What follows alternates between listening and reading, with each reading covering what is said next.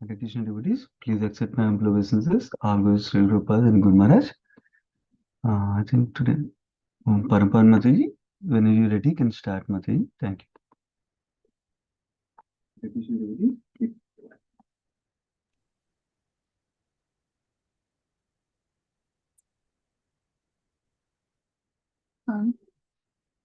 Today we are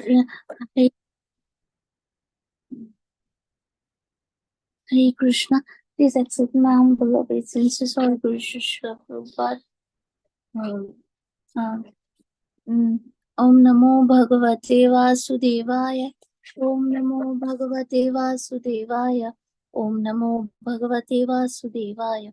Narayanam Namaskritya Naram Chaiva Narottamam Devim Saraswatim Vyasam Tato Jayam Udirayit Nashtaprayeshu Bhadreshu Nityam Bhagavata Sevaya Bhagavati Uttama Sloke Bhaktir Bhavati Nashtiti. Today we are going to read from chapter 3, Canto 3, chapter 18, verse 15 to 28. So, verse 15. The Lord, however, by moving slightly aside, dodged the violent mace blow aimed at his breast by the enemy, just as an accomplished yogi would elude death. Text 16. The personality of God had now exhibited his anger and rushed to meet the demon, who bit his lip in rage, took up his mace again and began to repeatedly brandish it about. Text 17. Then with his mace Lord struck the enemy on the right of his brow, but since the demon was expert in fighting, O gentle Vidura, he protected himself by a maneuver of his own mace. Text 18. In this way, the demon Hiranyaksha and the Lord, the personality of Godhead, struck each other with their huge maces, each enraged and seeking his own victory. Text 19. There was keen rivalry between the two combatants. Both had sustained injuries on their bodies from the blow of each other's pointed maces, and each grew more and more enraged at the smell of blood on his person. In their eagerness to win, they performed maneuvers of various kinds, and their contest looked like an encounter between two forceful bulls for the sake of a cow. Text 20. The descendant of Kuru, Brahma, descendant of Kuru, Brahma, the most independent demigod of the universe, accompanied by his followers, came to see the terrible fight for the sake of the world between the demon and the personality of Godhead, who appeared in the form of boar. Text in 21. After arriving at the place of combat, Brahma, the leader of thousands of sages and transcendentalists, saw the demon, who had attained such unprecedented power that no one could fight with him. Brahma then addressed Narayana, who was assuming the form of a boar for the first time. Text 22 and 23.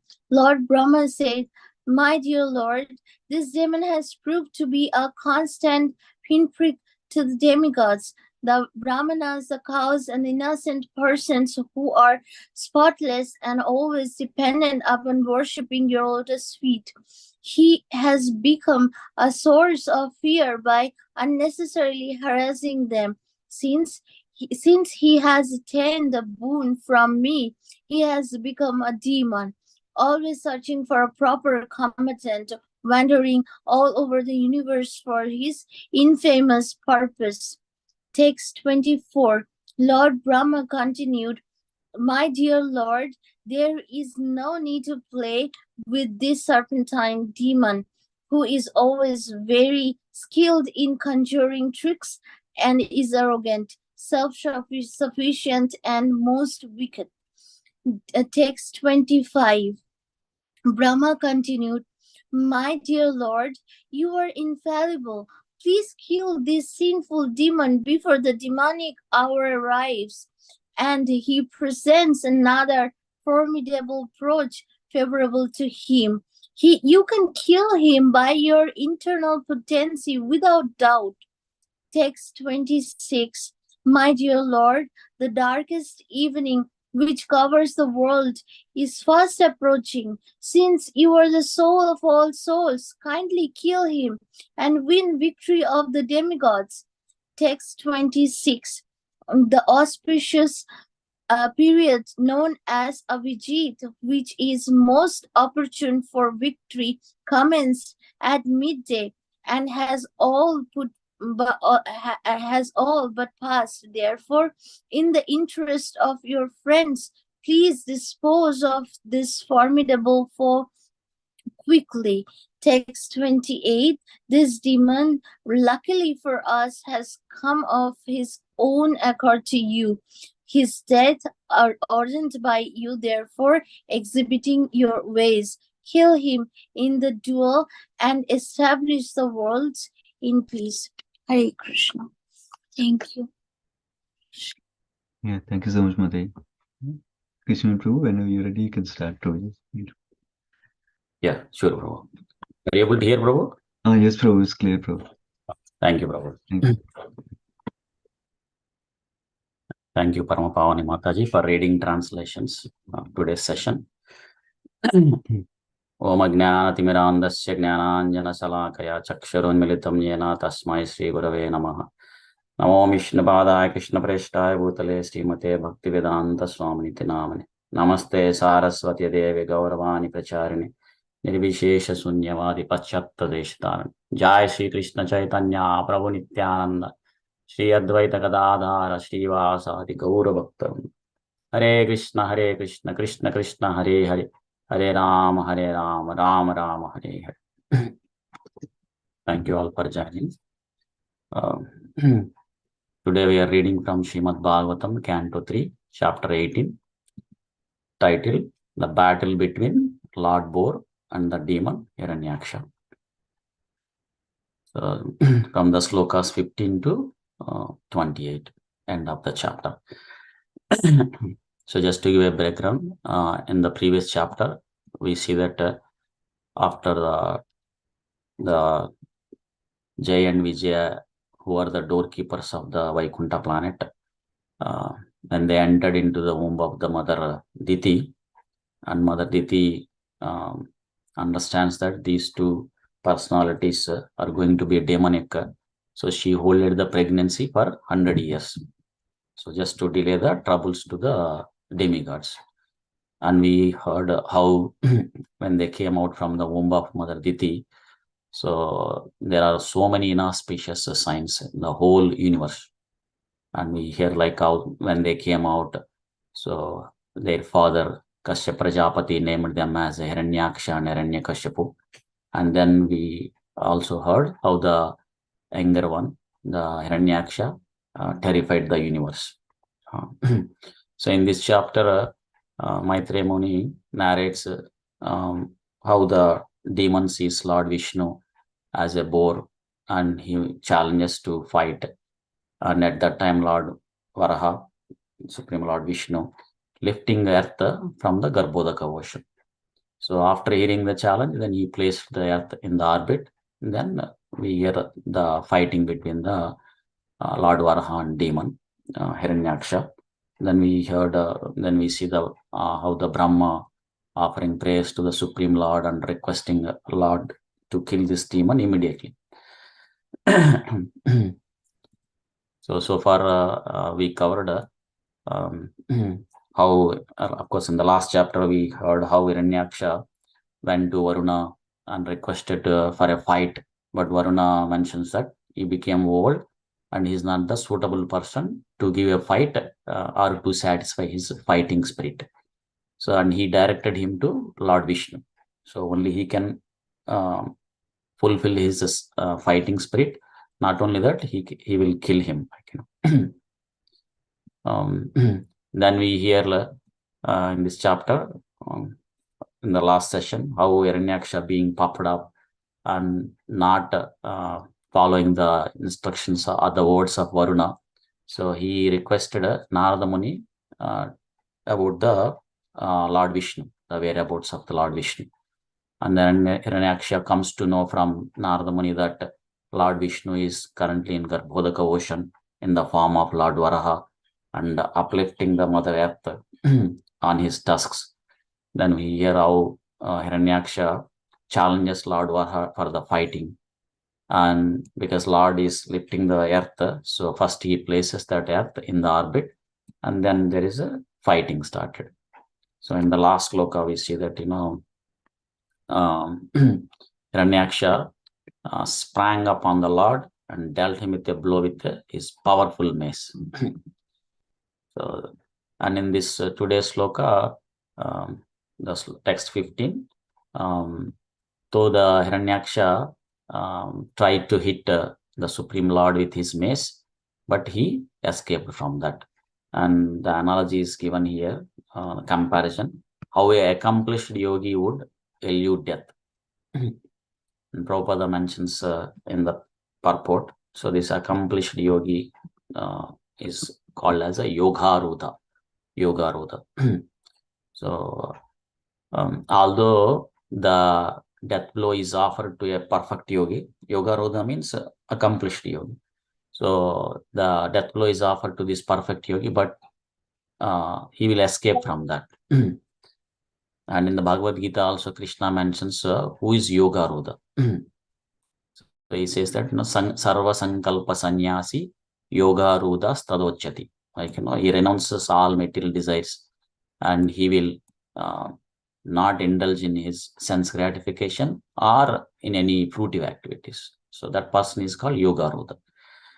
And Prabhupada mentions in the purport that though this death blow is offered to the perfect yogi, but by the grace of the Supreme Lord, he can overcome those kind of attacks of the death for the service of the Supreme Lord. Or they will go back home, back to Godhead, so that they will not get any material body. So like Prabhupada gives example in another sloka that, Dhruva Maharaj here from Bhagavatam. So when Dhruva Maharaj is stepping into the Vaikuntha aeroplane, so he saw death personified approaching him.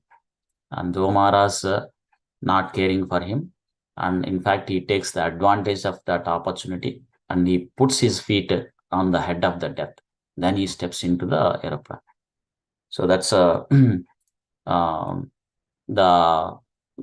though the death blow is offered to the perfect yogi, but he will escape it by the mercy of the Krishna.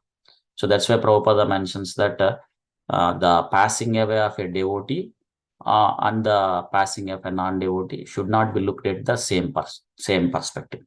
So if one looks at the same way, then he is misleading because there is a gulf of difference. So one is going to be constantly, he will more bound by this material nature, by these reactions for his actions. But the devotee is going closer to Krishna, or he'll go back home, back to Godhead. So they will not be looked at in the same way. And in fact, the devotee is not afraid of also death. And the analogy is given like, how mother cat, when he carries the kitten in the mouth, is different when he has, when the mother cat has a rat in his mouth, in her mouth. So there's a gulf of difference because the kitten, so it will feel safe when it is in the mouth of mother cat or father cat. But the rat is afraid because it's going to be crushed. So similarly, the devotees passing away and the non-devotees passing away is entirely different. So in the text 16, we see that here. So now the Lord Varaha, he exhibited his anger and rushed to meet the demon. So of course, this demon is in beating his lips in rage. He took up his mace again and started fighting with the Supreme Lord. And in the text 17, we see that, so the Supreme Lord with his mace, he struck the enemy on the right of his throat. And we see that the demon is also very expert. Of course, Hiranyaksha is very powerful. So he's also very expert. So he also protected himself by a maneuver of his own mace. And we see the how the fighting of Lord Varaha and Hiranyaksha is going with the maces. They're using both their maces and hitting each other. Of course, we hear from the purports in the previous or this today's session also from Prabhupada that because Lord Vishnu has a desire to fight, so that's the reason here. So Lord Vishnu can kill this demon Hiranyaksha within a moment, or in fact, he doesn't need to be present actually to kill this demon. He can send one of his energy, and then that can kill Hiranyaksha. But since Lord Vishnu has a desire to fight, so his dear devotees Jay and Vijaya, they became instruments in fulfilling the desire of the Supreme Lord by appearing in this material world as a demons. So now the Lord is enjoying the fighting spirit. So it's like a father playing with a child who is weak. And the father is very strong and the child is weak, but the father plays with the child. It's like a mock fighting. So sometimes the situation would look like that. The child seems to be going to win like that. So even though the father is strong, because the father allows like that, and he enjoys that kind of mock fight.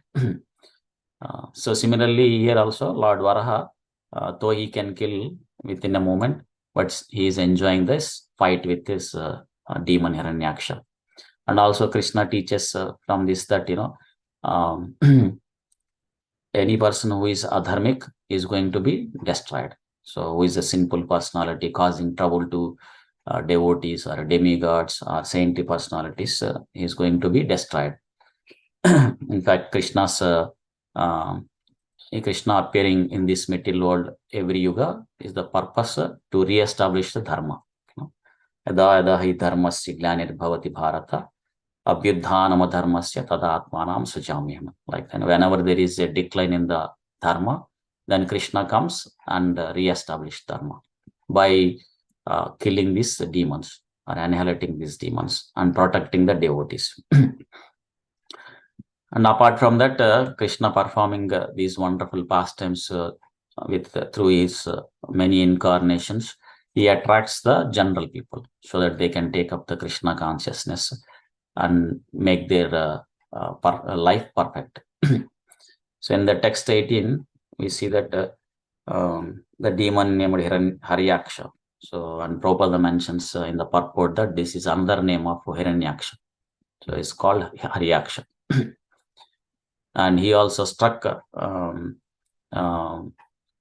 with each other their huge maces and enraged, seeking his own victory. Like both of them are fighting with their maces and looking for victory. And these maces are not ordinary, like it has a sharp nails. And we see in the next sloka that if somebody hits the other person with the mace, and if at all it touches their body, then because it has a sharp nails, the blood will come out. So we see in the next sloka that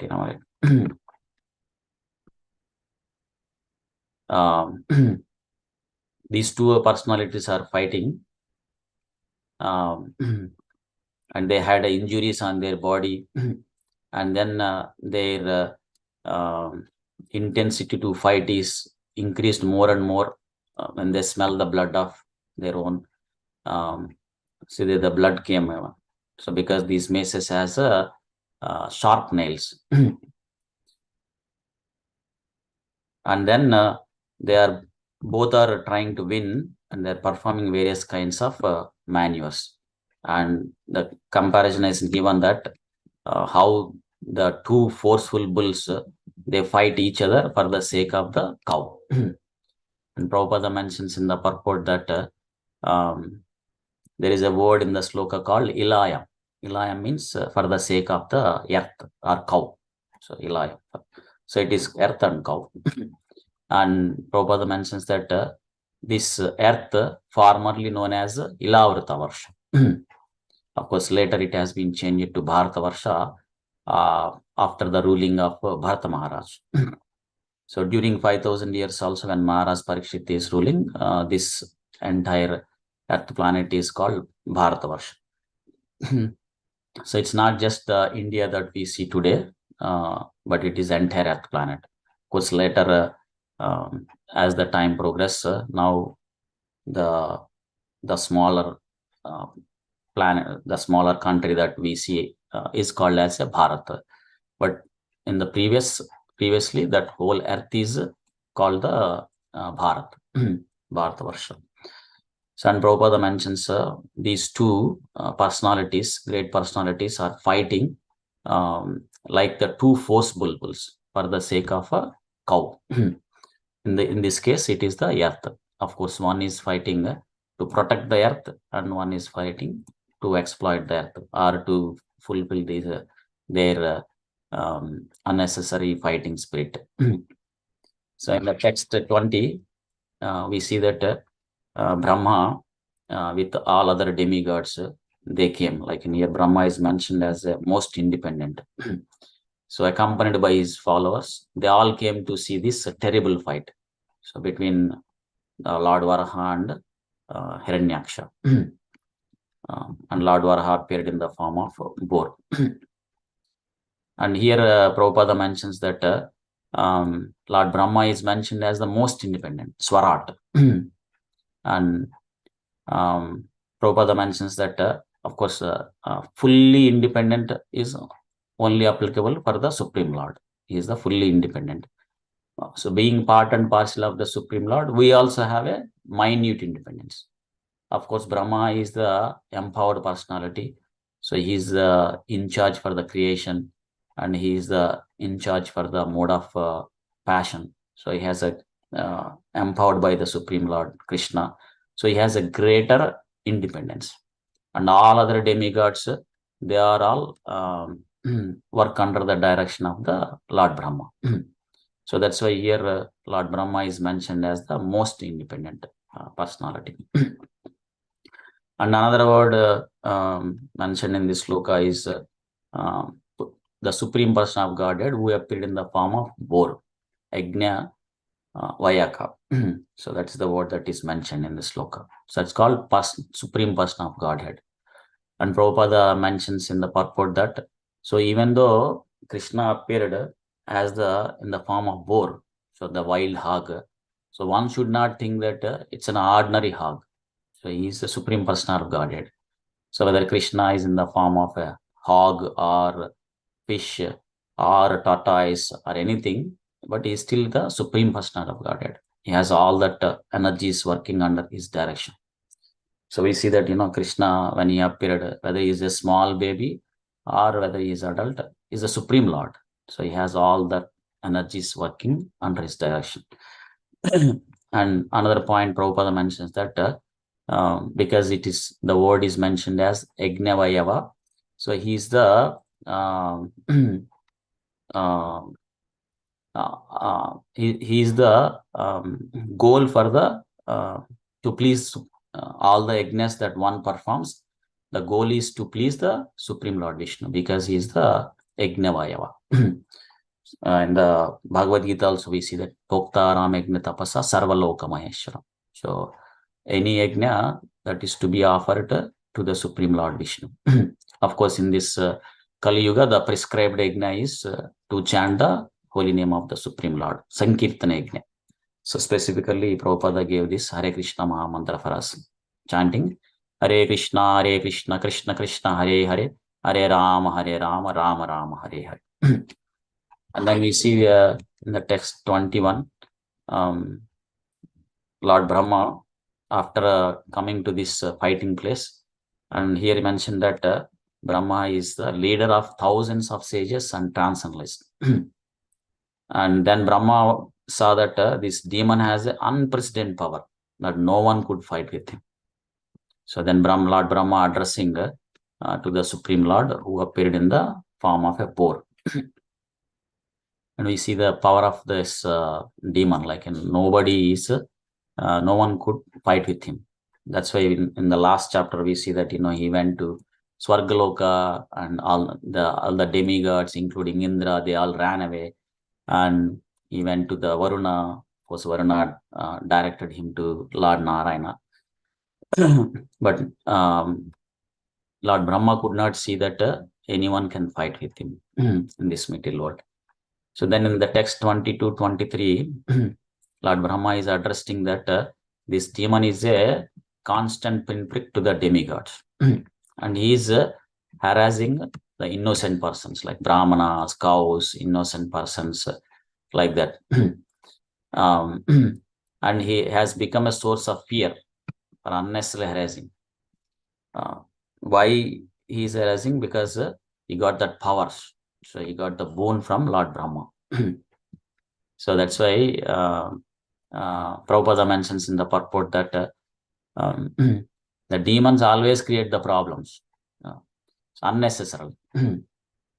And demons, Prabhupada mentions, generally they worship the demigods, like Lord Brahma or Lord Shiva, of course, in this case, Lord Brahma. And once they get the boons and they become powerful, and they puff it up and they exploit the others for their own sense gratification. And so here, like Hiranyaksha is causing harassment to the brahmanas and innocent persons, like that. Prabhupada mentions in the purport that in some cases, these demons, they get the powers from the certain demigods by worshipping them, and then they try to cause the harm to those demigods only. Like, in the case of Bhasmasura, like, he got the boon from Lord Shiva that if he touches anybody's head, then that head will be crushed. That head will be removed from that person's body.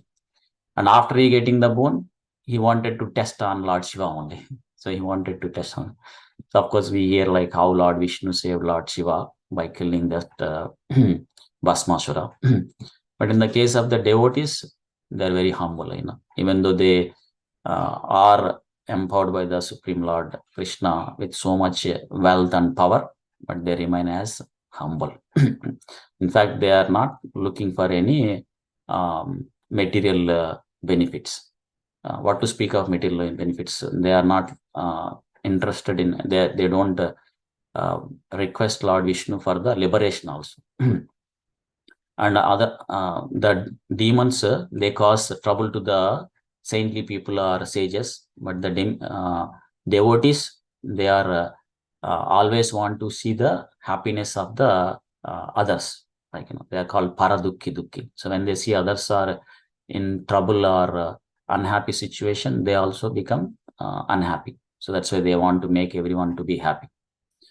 And here, text 24, we see that Lord Brahma is requesting Lord Vishnu, the Varaha Bhagavan, to not to play with this serpentine demon, who is always skilled in conjuring tricks and arrogant, and is a most wicked personality. So Lord Brahma is comparing this demon with a serpent. And when the serpent is killed, then no one will feel sorry. In fact, they all become happy. So we hear like in the pastime of Srila Prabhupada also, one time Srila Bhakti Siddhanta Saraswati Thakur, he saw one snake which is hissing in his ashramam.